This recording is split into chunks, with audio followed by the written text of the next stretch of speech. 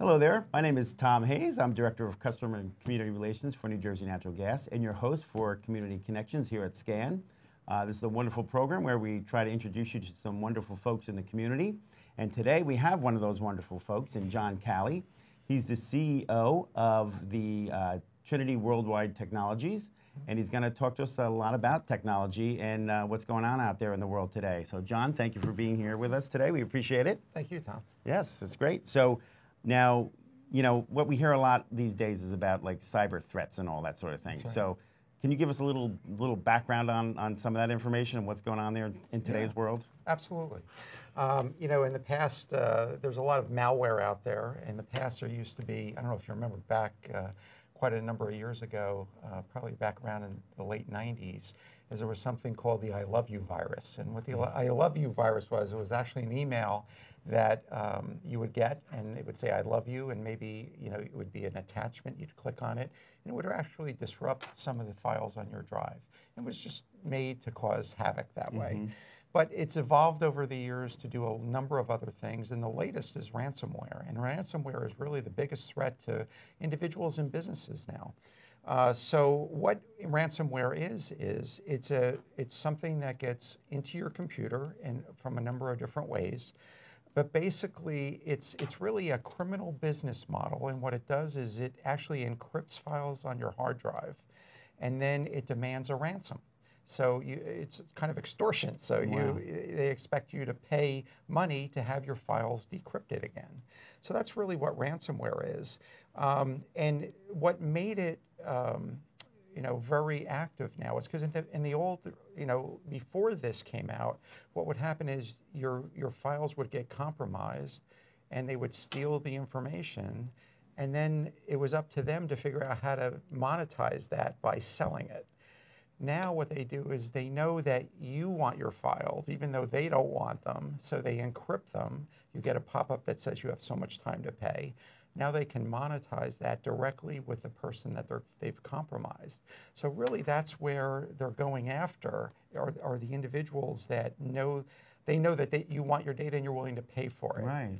So it's either businesses or individuals. Yeah? And that seems interesting to me. I get the concept. However, if you have to pay them, how are we not able to track where those dollars are going? Yeah. Like, you know, like what do we use?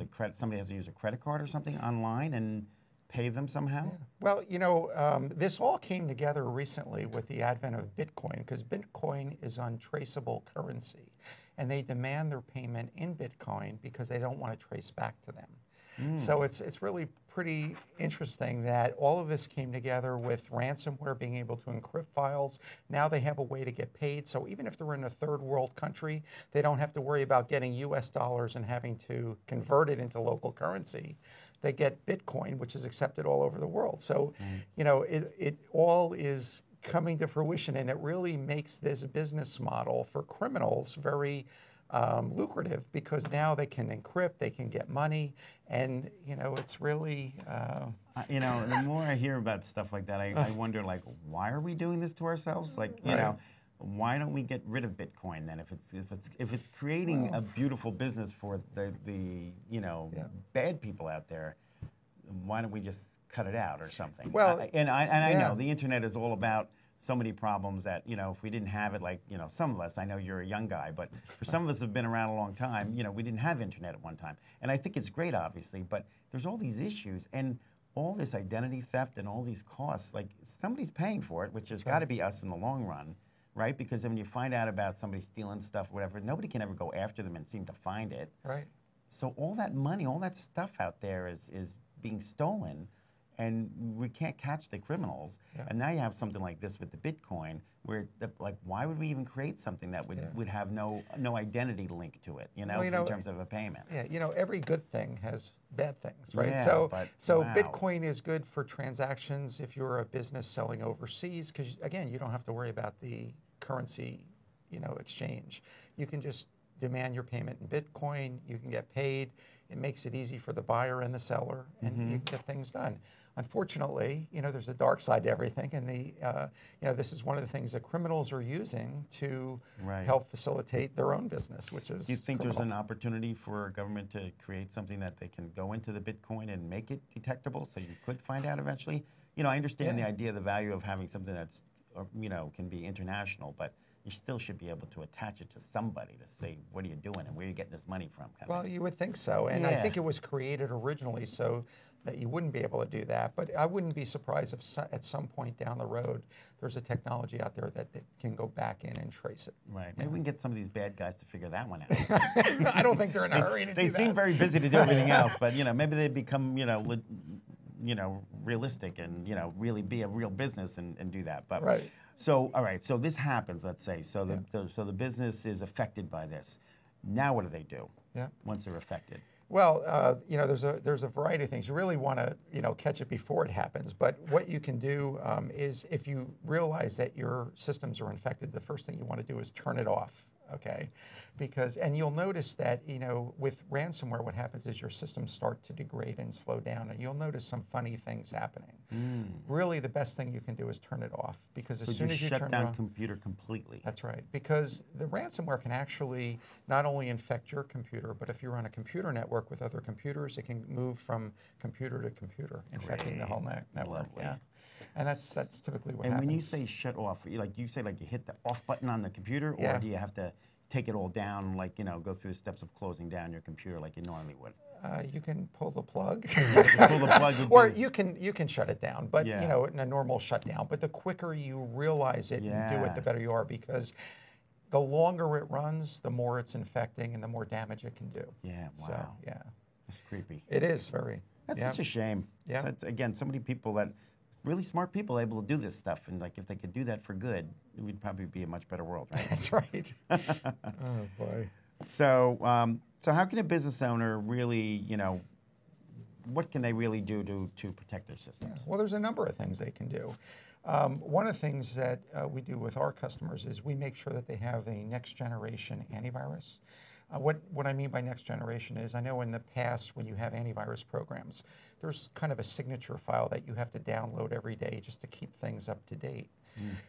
The problem with antivirus programs that use that method is, what they're doing is, when a virus comes out, they try to figure out an antidote to it. And that time it takes between when a new one comes out and by the time they figure it out and write something that you have to download and install on your PC, that's called a zero-day threat. In other words, from the time it comes out to the time an antivirus program has an antidote, there's a period of time, it could be 30 days, where you're vulnerable to that virus. So the next generation, what they do is, they don't have signature files as such. What they do is, they look at the characteristics of a file using artificial intelligence, and they can tell by the characteristics if it's a virus or not. So it's more effective at stopping zero-day threats, and it's also more effective at just handling regular viruses day to day. So that's the first thing we do. The second thing is, there's something called an internet filtering service. So typically when you order your internet service, you're getting it through either a cable or a Verizon or some company like that, and they provide you for free what they call a DNS service, which is essentially a phone book on the internet. And what that phone book does is, just collects websites as they come online, and they just put everything in there. So what we use is a filtering service. So when you type in your browser www.something.com, it goes out to this phone book, and it says, oh, that website is in this particular place on the internet, so it knows where to send you. Well, what the filtering service does is, it filters out known bad websites, so it blocks you from going to those websites, which is really effective, especially against ransomware, because what happens is, a lot of times what ransomware will do, once it gets on your PC, is it will phone home to get the bad code that gets installed. So if it can't get there because it's being blocked, that's a protection against ransomware. So that's one of the proactive things that we do. Wow, that's pretty amazing. Yeah, and then we have, one other best practice would be multi-level security, having it at the router, which is where your internet comes in, and also on the PC. So if you have antivirus in both places, you're better protected against threats that way. And then there's other things like monitoring and maintenance, where you have a company monitor your PCs, where they can detect. They get certain alerts when different events happen, so that protects you. So sort of something signals something to say. Yeah. Look out for something. That's right. Something a little different's happening, right? That's right. Yep. And then maintenance, keeping your systems fully patched is another big one. You get patches all the time from Microsoft doing operating system patches or application patches. So all of those things help protect you, because a lot of the patches are security patches, and you always want to be up to date with every patch that your software vendors are offering. A lot of people don't know it, but 98% of the malware can be blocked if you patch just a small handful of programs, meaning your operating system. Java is a big one. Adobe, all of the Adobe programs are exploited all the time. Internet Explorer, which is a browser.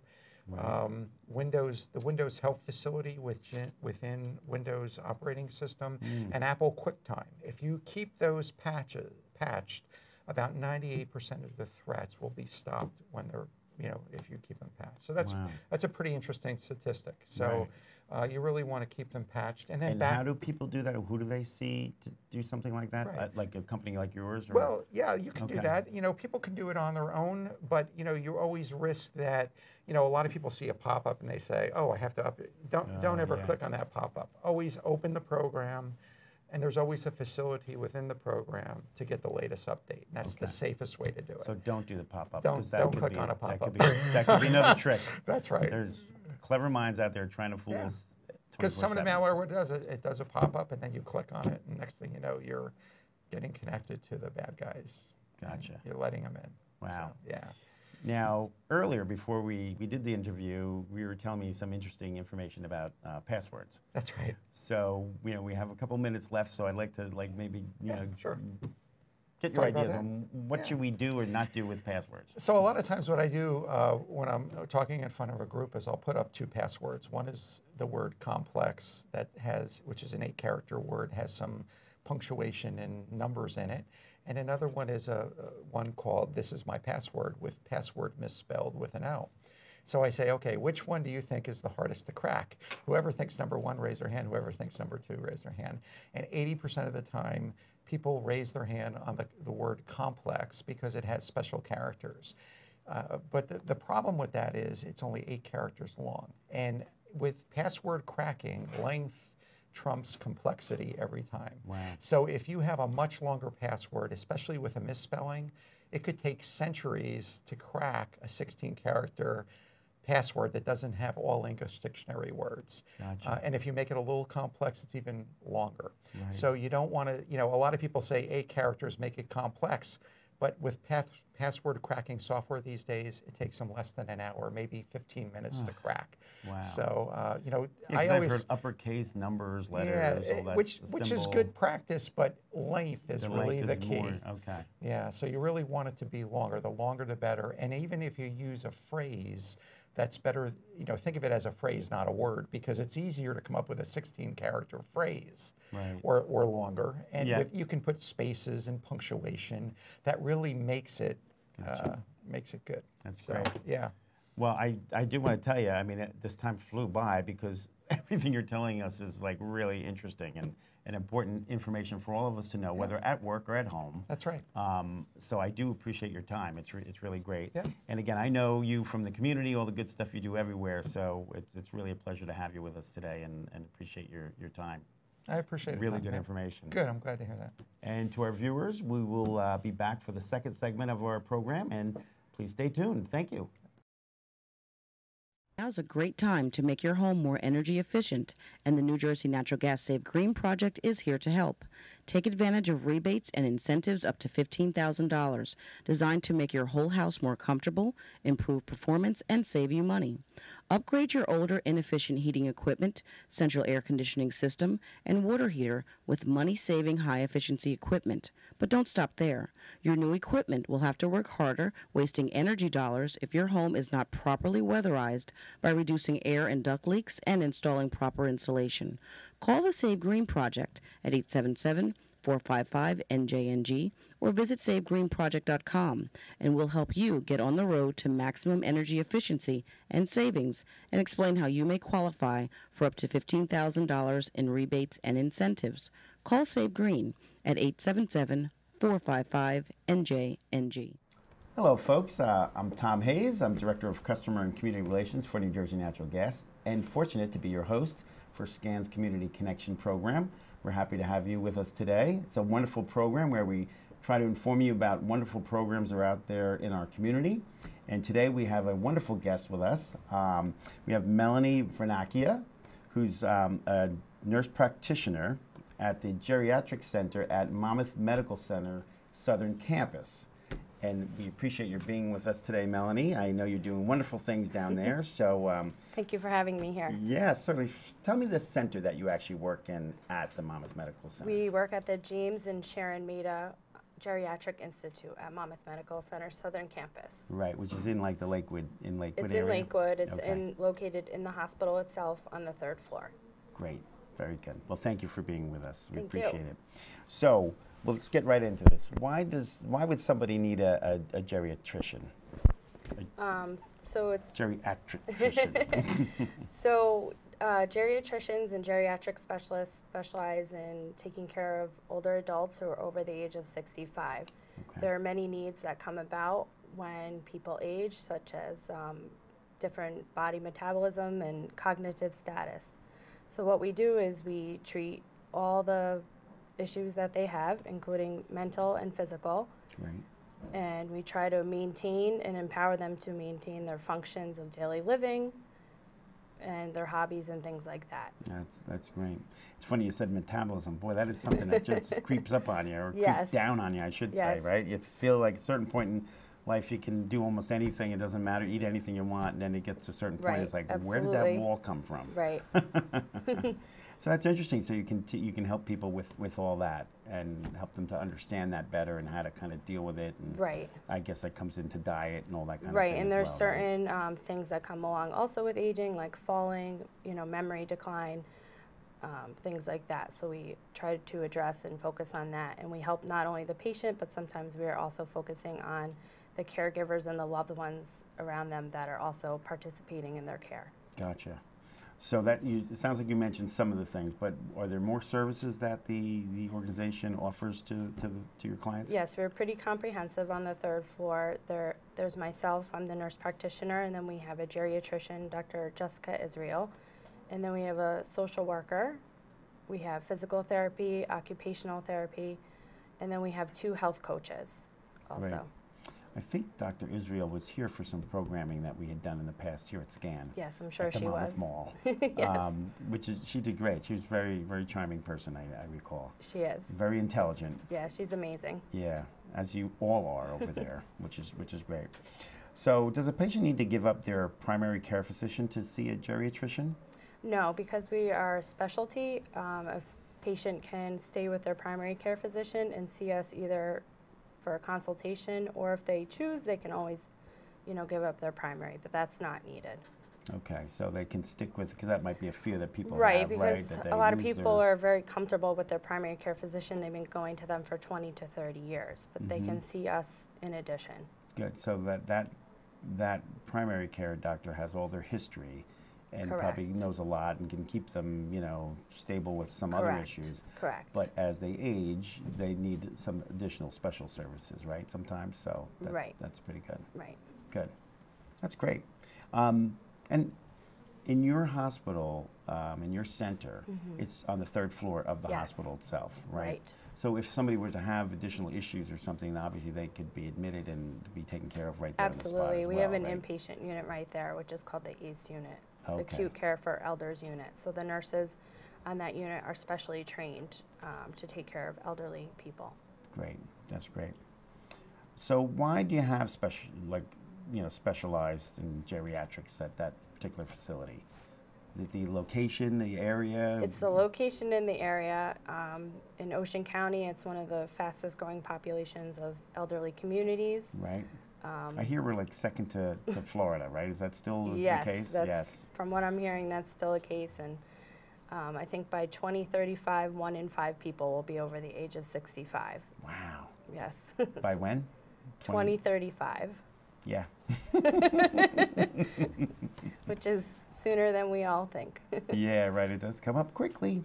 So what is the Better Health program at Monmouth Medical Center Southern Campus? So we have 2 health coaches, Kelly and Claire, and they both help run the Better Health program. It's a free membership program that has social programs, health programs, and wellness programs such as Tai Chi, yoga, self-defense classes, balance classes, all sorts of things that they integrate into the community. They go out sometimes, and sometimes they're in the hospital. That's great. Now, when they go out into the community, where would they be going to, like senior residences? They go to senior residences. Sometimes they go to senior community centers, churches we often go to, wherever the need is. That's great.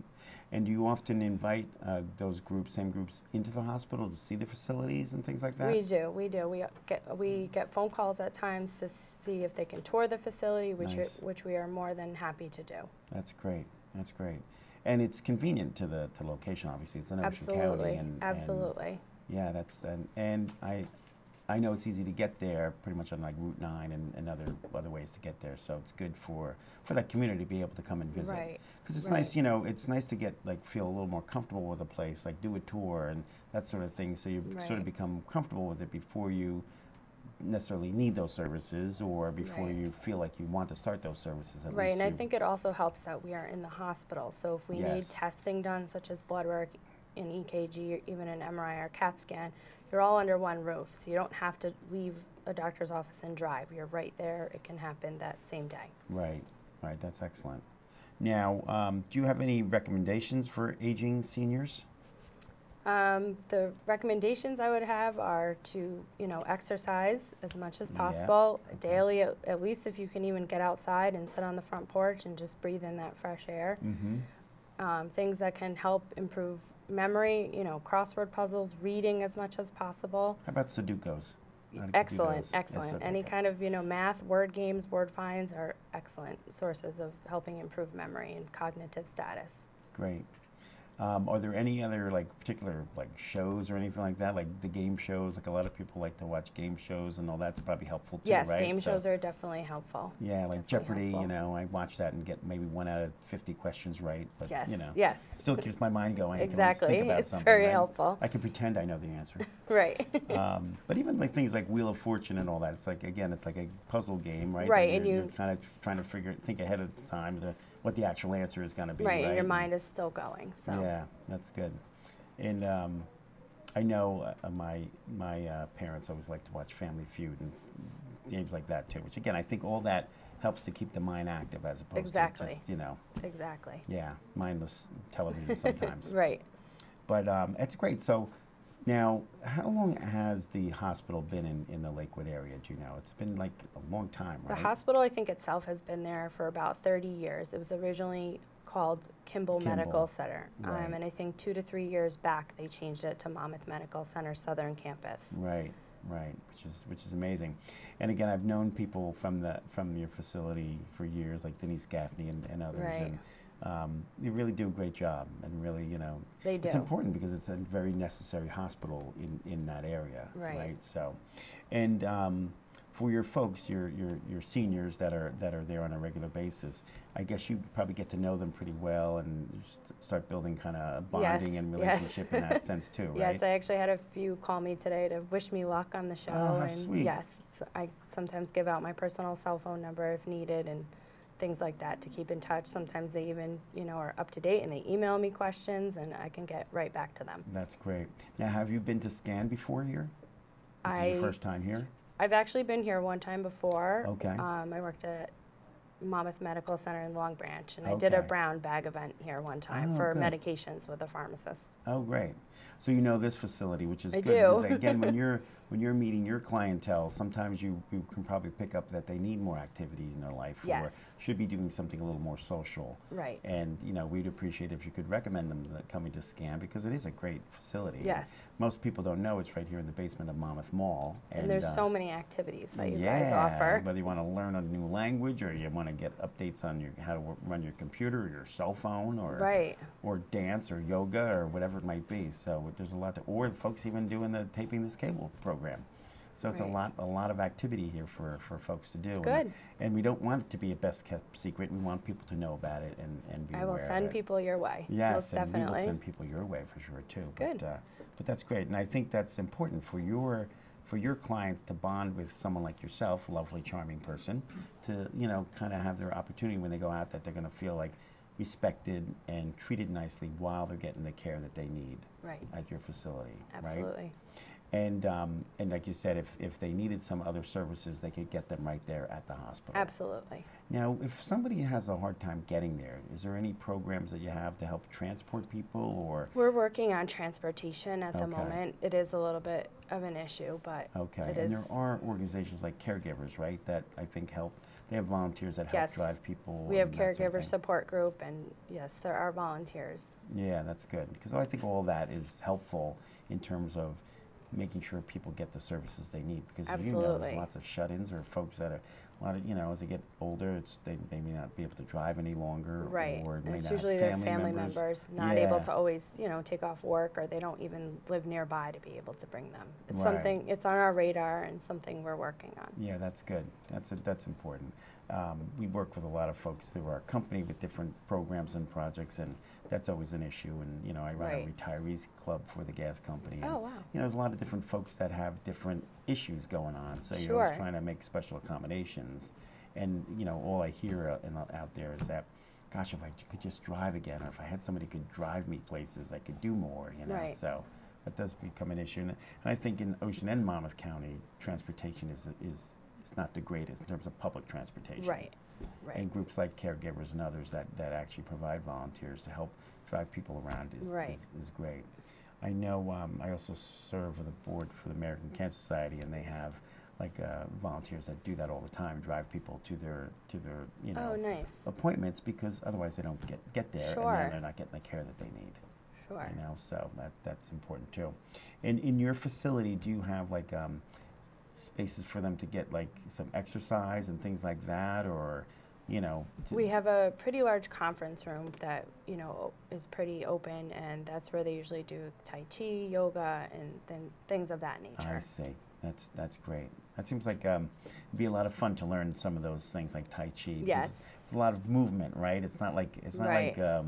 Kung Fu or something where you're chopping Right. people all the time. Right. It's more about the movements and body balance and all that sort Right. of thing, right? I've seen some folks giving those types of presentations, and I've often thought, wow, that's really interesting how they really make that Right, all and they have happen. a balance class, and in that class they teach you actually how to fall, if you will, properly, and to get Wow. up from when you fall. No kidding. Yes. That's Yes. important. We all know that's important. It is. So if somebody were to start falling, is there a certain way that they should try to fall to have the least amount of negative impact on their body, I guess, right? Break a limb or whatever. Right, to try to fall away from, an object that's in front of them so they don't hit their head and Yeah. things like that. Huh. See, then that's interesting topic, even for our listeners now, to hear that, because it's going to be important for them to know that there are things like that they should learn how Yes, to do. yes. And to go to a facility like yours, they can learn those things, which would Absolutely. be great, right? And they'd be safer and better protected and have a better chance of surviving a fall. Right. Or other type of injury. Right. And the dietitians are also there. Or there's somebody there to talk about Yeah, we have a healthy eating dietitian and all and a diabetic educator also on that. site. Right, great. Now, if somebody wanted to reach out to you, what would be the phone number that they would call you on? It would be 732-886-4700. Great. Well, I want to thank you, Melanie, for Well, your thank time. you. I appreciate it. All the wonderful things that are going down there at Monmouth Medical Center Thank you Southern for having Campus. me. Our pleasure. And come back to Scan anytime Sure. and let us know how things are going. All right, sounds great. Great. Thank you.